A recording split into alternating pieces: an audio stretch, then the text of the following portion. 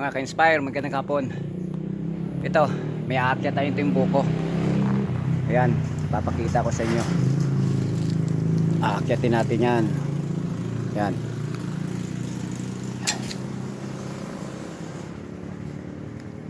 Aakyatin natin, saglit lang. Mga ka-inspire, ito dala ko para mas madali nating makuha yung mga buko sa taas. Ayan.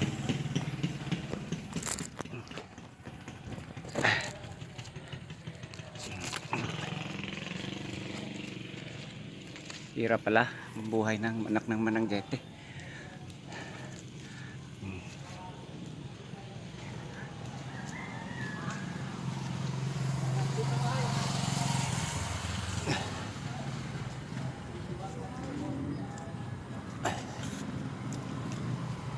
Na.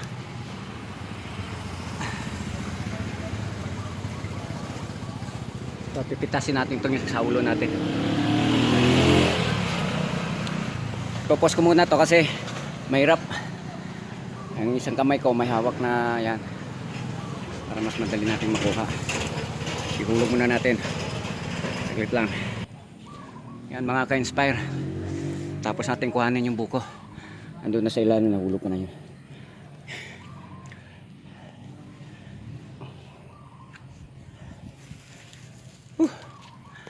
Pagod, kakahingal. Mamaya ipapakita ko sa inyo kung anong proseso nito. Gagawin nating buko juice na masarap.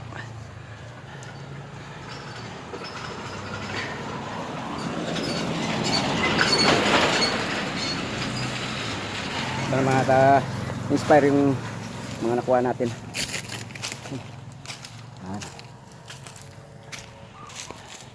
Gagawin natin ano yan. Hirap talaga. Mga ka-inspire, hakutin na namin yung buko. Ayun yung tricycle.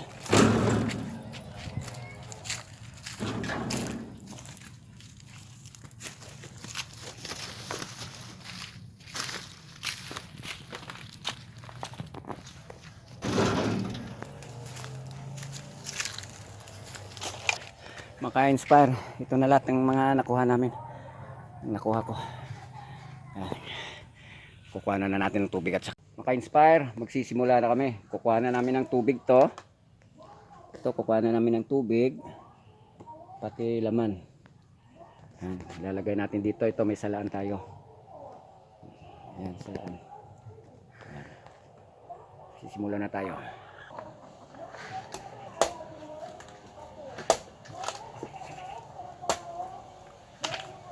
Gagawin na butang sa may kwande, oh.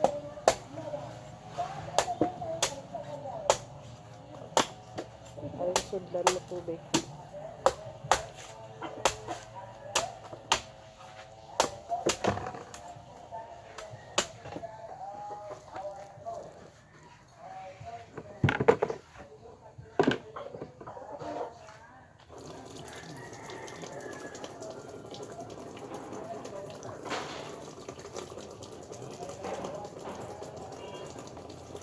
Ganito yung proseso.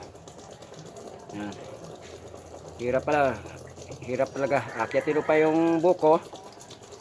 Tapos, kukuha na ng tubig, bibiyakin, kukuha na ng laman. Ayan.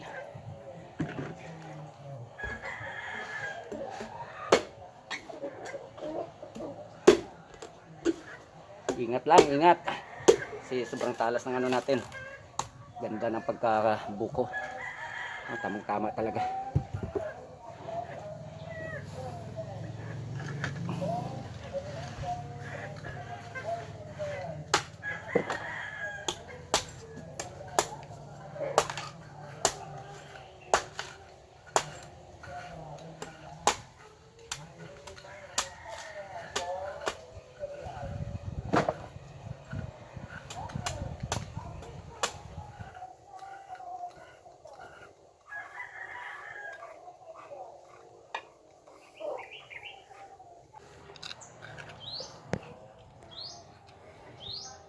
Gaganyanin muna natin yan, kakayurin.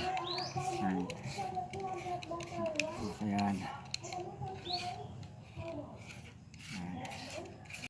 Mga ka-inspire, ito na ang laman ng buko. Ngayon, nagbubukas kami ng gatas. Ang gamit ko palang gatas ito.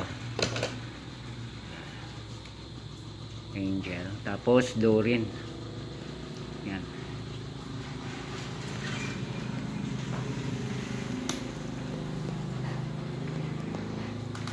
Mamaya papakita ko sa inyo kung paano ilalagay sa ano.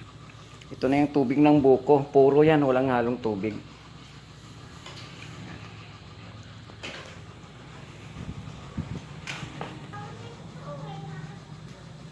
Yan, lalagay na namin yung mga gatas.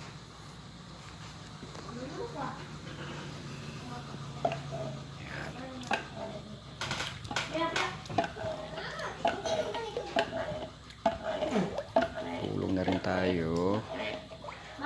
Maglagay ng gatas. Sarap nito.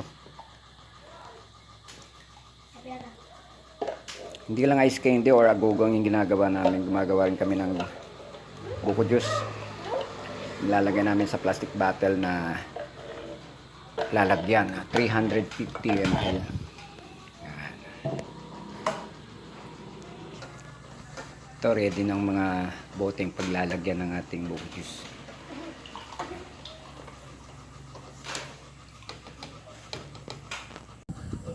Yan ang sunod na proseso. Pag gininigin mo ako ay hindi pa. Pag gininigin mo ako ay hindi ko sa. Para si kinigin, bura hindi. Bura nilidin mo, boy ko pa tumad. Paano rin na sa kiwakati. Ito na, tapos na paglalagay ng buko sa loob ng bote. Ito na, nilalagyan na ng